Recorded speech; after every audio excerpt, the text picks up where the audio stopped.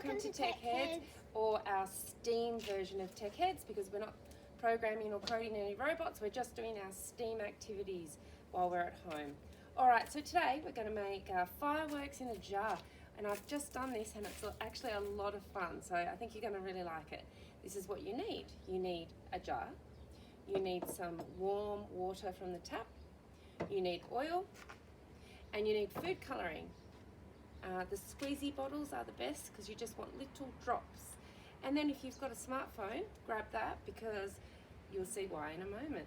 Okay, so first thing you have to do is fill up your warm water, your jar with warm water, 3/4 full. So that's not all the way to the top. A little bit more and more, and stop. Then you need to get your oil, and you're putting about 1 centimetre, so about this much. Alright, so keep going, it's going to go to the bottom. In, no more, more. Keep going, and stop. And that's going to create a layer of oil. See how the oil stopped at the top?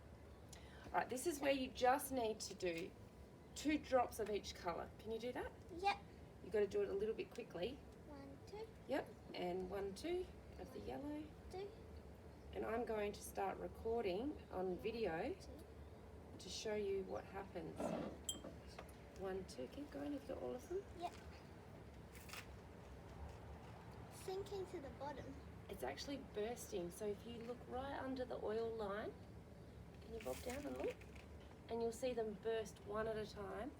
And then when you play your video back, you'll turn your phone upside down and it'll look like they're bursting up like fireworks. So have a go at that. It's really cool. Thanks for joining us. Bye.